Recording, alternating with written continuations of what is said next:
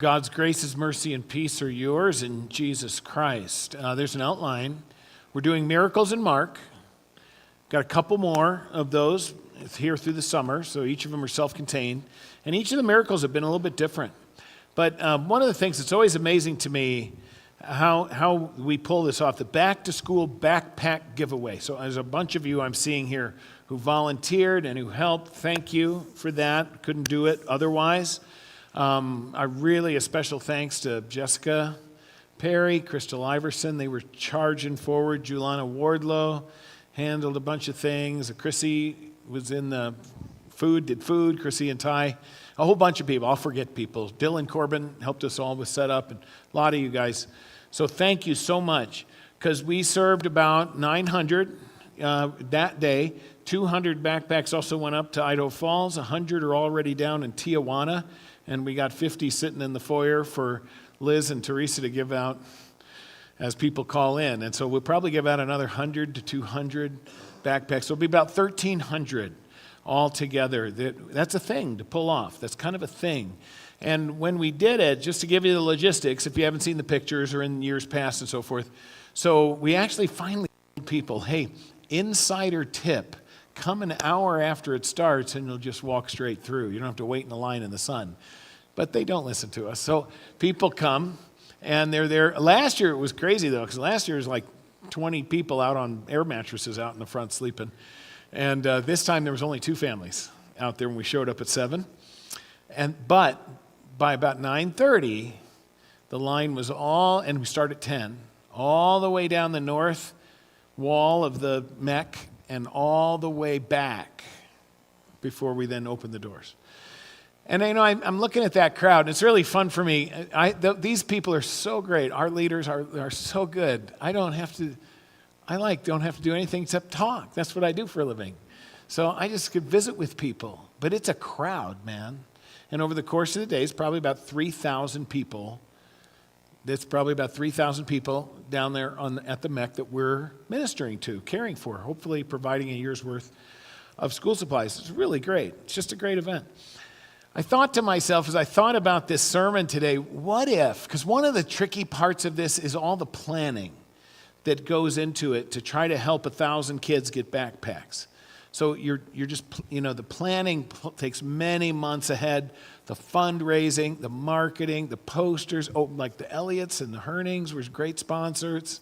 So they were just awesome. And so as we plan it, because you have meeting after meeting after meeting, you're planning all the things and how we're going to register people, get them through efficiently, and do the food and all this kind of thing. And I thought to myself, what if, because the trickiest part is the school supplies. And I remember Josh Robinson once told me the school supplies showed up and it was like 2 days before the event and they were missing like all the notebooks. And so they had to fan out all over to get, because you don't just give a kid one notebook. It's like a year's worth of school supplies. So give them like 3 notebooks. So you got to get 10,000 notebooks. That's a logistic nightmare. And I thought to myself, it's really interesting. We have these 3,000 people standing there milling about. What if our school supplies hadn't showed up? And we had advertised it, and we had promised them. And here they all are. What do? Do we just kind of like not show up, lock the doors, and run away? Or they say they had promised for them to show up that morning, and they don't show up. And here are thousands of people, and we have no supplies. Well, that's just about 3,000 people. What if it's 20,000 people? And that's what Jesus has. That's the situation that Jesus has. So the metaphor we're using today is this is a day of feeding. Hopefully we're going to give you some of God's promises and grace and do some feeding. But here's how they solve the problem. Here's how the situation goes. How do you pull off a great big huge event if you have to do it right now? So here's the setting. So Jesus has been teaching. He's attracted a huge crowd. He's up in the Galilee. That's the north part of Israel, the Sea of Galilee, fishing villages and so forth. And so Jesus is teaching, and it says they were so busy they couldn't even eat. And Jesus says, we got to go away. We got to take a breather. So John tells us they get in a boat and they head across the lake to kind of escape from the crowds and go to a solitary place, kind of the wilderness. That's kind of the Old Testament lesson. Those Israelites are out in the wilderness. And so they go to try to get some space, to try to recover. And you know what most people speculate is they must have run into a headwind. And so they were rowing, and the crowd see an opportunity. They just run around the lake. And when Jesus gets there they all are. Thousands and thousands of them. Thousands and thousands. Can you imagine, you spent days and you're healing, you're casting out demons, your disciples are trying to do crowd control because everybody wants to get at Jesus themselves. Everyone wants to touch him. They want to be there. He's human. He has to be exhausted. And the disciples too. They're exhausted. And Jesus is trying to care for them. Let's get to a solitary place. And when they show up, there's the crowd. Can you relate to that? You've had a run, and it's been a run, and you're looking forward to that vacation, that day off, that something, and something happens. And you're called upon to do it again. Those are hard days. But this is the wonder, this is, I tell you this too often, that this is my favorite verse in the Bible. I have like 100 of them. He had compassion on them because they were like sheep without a shepherd. I go to pastors' conferences. You know what's one of the saddest things? I was at the district convention, 250 churches, and I'm with a lot of pastors. And it's a sad thing to me, and please don't hear a whole lot of judgment. Pastors go through a lot. There's a lot. It can get heavy. It can get intense. But it's a hard thing for me to hear when a pastor will periodically say to me, and periodically this happens, they say, I just don't like people very much. You're in the wrong gig. But it's hard. It can get heavy. And I want to show some grace there because it's a hard thing. And sometimes it's a moment of, it's just hard. And they're being really, really transparent. I just don't like people very much. So let's say that thing happened over there and I had 3,000 people in there and they were all promised a year's worth of backpacks and we got nothing to give them. How do you see the crowd? That's the question here for number one. How do you see the crowd? Because I think the disciples could just see a crowd. Jesus sees something different, doesn't he? And it's not just he saw a flock. He saw sheep. I love that the word sheep can be singular or plural. He sees them one at a time. That's one of the great joys when our great lay leaders like Jessica and Crystal help me out so much that at the backpack school, all I need to do is wander around. Because that's a crowd. And I can see them one at a time. And ask them, how are you doing? Are you ready for school? Does this help? What's the thing that you love to do this summer? What are you hoping you'll experience next year? I'm not trying to say I'm all that good, but what a neat opportunity. So how do you see the crowd? Do you see the crowd? And people will say this to me, and I get it. You think it doesn't cross my mind? People say, that guy just showed up in a brand new Mercedes. Why is he here for free school supplies? I get it. And then I say to them, we don't know anything about that guy's life. We don't know that he lost his job at INL and he's going through a divorce and he's so far in the hole and he's got payments to make on that car and he doesn't know what to do or how to get rid of it, and this will help him. We don't know, do we? That's why Jesus says not to judge. You know why? Because we don't know enough and we're not good enough. So how do you see the crowd? This is an important point. How do you see the crowd? I want to see our crowd as our neighbors. And I'm imperfect at this. Oh my gosh. I want to see the crowd as our neighbors. As sheep without a shepherd, he had compassion because he saw them one at a time. These are one of the great teaching moments. Jesus is trying to teach his disciples great big ideas. He wants them to see as sheep because When Jesus tells a sheep parable, it's the one and leaves the 99 to get the one. It didn't matter who of the 100 had left. He sees the one. We see the heart of Jesus' mission when he looks at the crowd like this. Second point.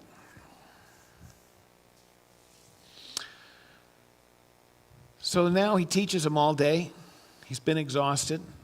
And then you can see the disciples. You can imagine the conversation, can't you? They're kind of going, man, there's a lot of people here. Did you count? Yeah, I counted. How many did you get? I think there's 15 or 16,000.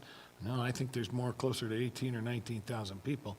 He says, what's going to happen if Jesus keeps talking? What are we going to do with these people? Maybe we should, can't you just hear it? I don't think the disciples were like wrapped in attention, hanging on they're around Jesus all the time. They're looking at the crowd going, what are we going to do? And so when they get to that point, Jesus says this, send the people away so that they can go to the surrounding country, the countryside. Here, let me get it here. Okay, this is a remote place, they said, and it's already very late. Send the people away so they can go to the surrounding countryside. Jesus says, send them away. They've already plotted this out. They've already gamed this out. How is this going to go? Jesus, we need you to send them away because we don't see how we can help these people. We can't do it. We get lost in the details. How often do we allow our details to derail us from the main thing?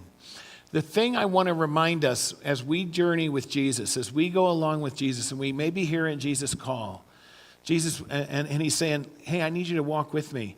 There's a crowd out there, and there's sheep without a shepherd. We got work to do, and I got healing to give, and I got encouragement to give, and we're part of the sheep too, right? And so Jesus is feeding us. If Jesus, our great shepherd, brought us to this place, brought us to this remote place, to this hard place, because some of you may be in wilderness. You may have a whole crowd around you and feel completely alone. If Jesus brought us to this place, don't you think he'll take us through this place? And it wasn't like Jesus put out ads and said, hey, everybody gather in the wilderness. They came to him. Jesus gathered them there. And if he'll gather them there, he'll bring them home. I love that word in John. God, I'm dancing all over the place. A completely different sermon, isn't it? So in John 14, I just love that. Jesus' disciples are so worried. And Jesus goes, I'm going to prepare a place for you. If I go and prepare, don't you think I'm coming back to bring you with me? This is what I do. Trust in God. We get derailed by the details, but Jesus brought us there. He'll bring us home. Third thing.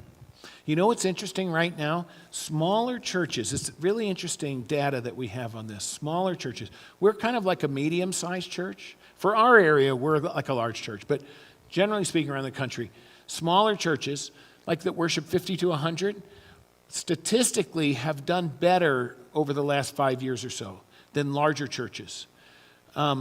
And a lot of it coming through COVID and out of it, those churches did much better through COVID because they knew each other. They were like family. And so they could check in on each other and all of that. Like, it's hard for us. If you're not here for a while, it's hard to notice. It's just hard. It's just different. There's good things about a larger church and there's harder things. Good things about smaller churches. But here's the neat thing about it is, in those smaller churches, they had to band together. And for what we're discovering, and it's not the majority, but there's a trend line here that younger people and younger families are moving away from very large churches to small churches. And you know who's doing that? It's the people who want to be part of a family and who they don't want church to be a performance or a show. They don't want to be spectators.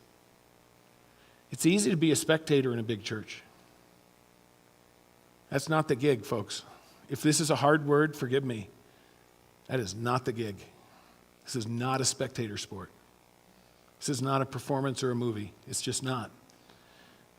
And so that's why Jesus says to them, you give them something to eat. This is such a great line. You think about it for a minute. You think about this. You give them something to eat. How would you react? Jesus, there are 20,000 people out there. I'm out.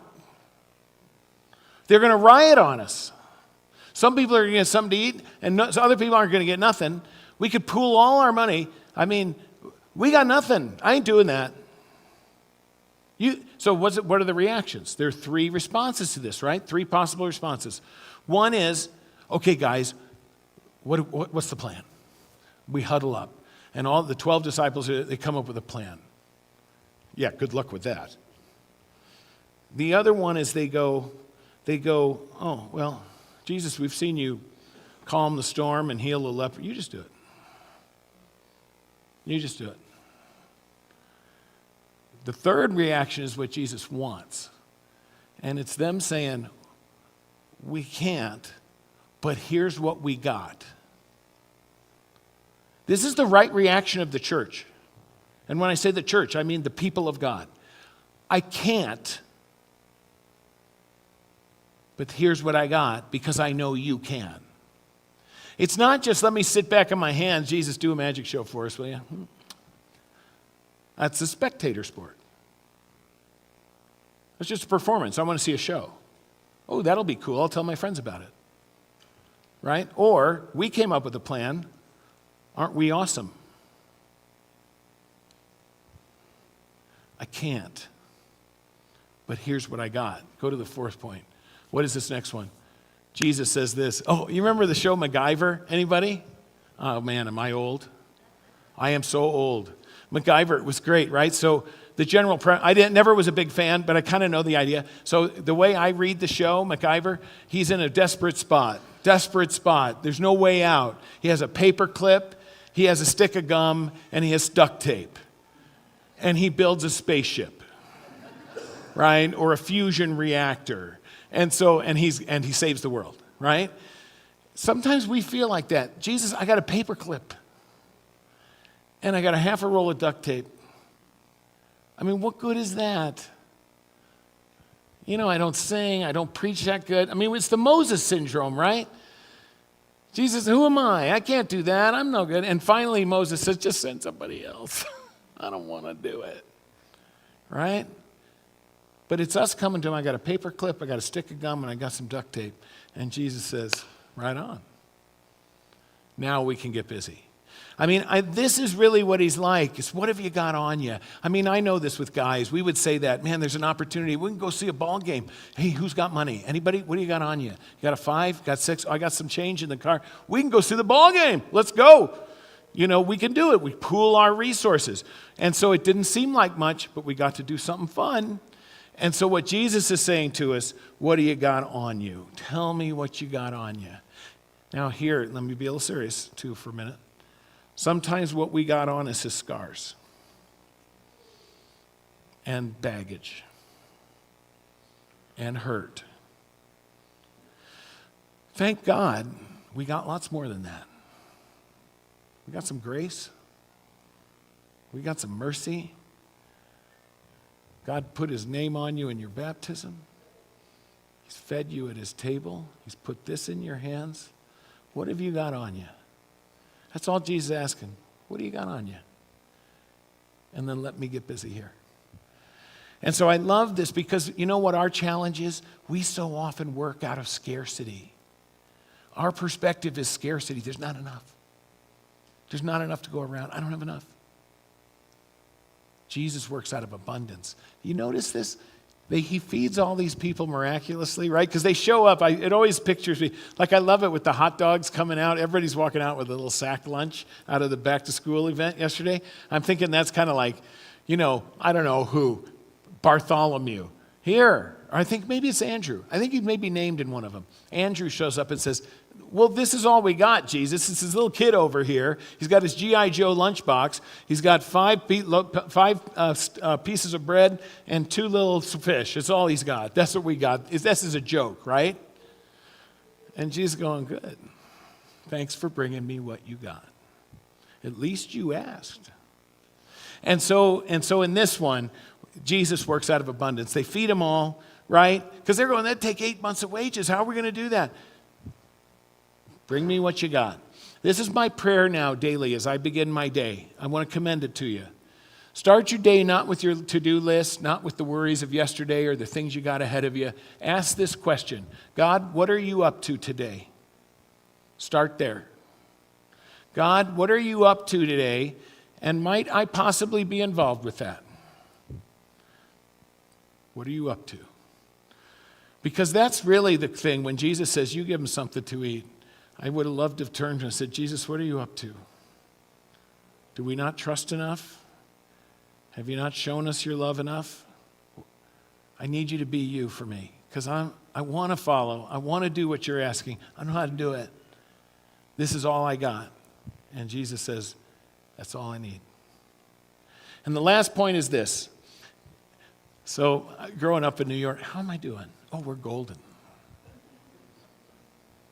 We're good. So growing up in New York, my best friend was Italian, Sicilian. When I met him in a lark. We weren't supposed to play with the kids on 200th Street. I grew up in Queens, on the kids on 200th Street, because they were all Italian and they were scary because the girls all had mustaches. And so we didn't play with them. I had all the Jewish kids in mine, and then we had the Greeks over here, and it was a thing. But one day I'm walking in the scary Italian neighborhood, and I walked by, and they needed a guy to play football. And I was pretty good. And so Michael says, hey, my mom's making lunch. Come on in for lunch. And I'm going, great. Now it's probably the mafia. His older brother was named Vito. It was great. And his mom, I didn't know that they owned an Italian-American deli and supermarket, little supermarket. Oh my gosh. I didn't know you could eat meat that wasn't beef jerky. My mother was not a good cook. And so I go in there, and Mrs. Prestia, and she kisses me, hugs me, welcome to our house, you're always welcome here. Big pot like that, always on her stove of sauce. They're Sicilian, always. A pot like that, 24/7, all the time. I go in there, and he says, come on, sit down, we're having lunch. So there's some antipasta, which I had no idea that was such a thing. Antipasta, and then we have some pizza. She'd made some Sicilian pizza.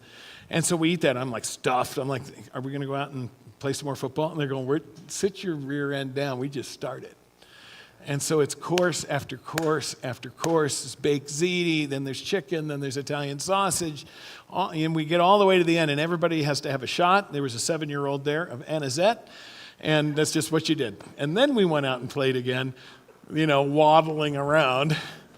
But Mrs. Prestia said to me when I got done with the game, she said she brought out, it was 2 grocery bags of food. Of all that stuff we had just eaten. She said, bring this to your parents. Bring it to your family. My parents were so happy. They were so happy. It was so good. She fed everybody. The neighbors came by. Cousins come by. When they knew Mrs. Prestia was cooking, everybody came by. And they were all satisfied. I love that. I have such great memories of that. There was never a time I went to their home where I went away hungry. I hope that's true for you here. If it is hungry, I hope it's hungry in a good way. Hungry to say, man, I've been fed, now what do we do? But I hope you come being fed. I want you to be fed. Promise of God, mercy of God, grace of God. And it's only Jesus that can feed them all, and that they are all satisfied. Thanks be to God. Christ has fed us, and he has graced us. To God be the glory. Amen.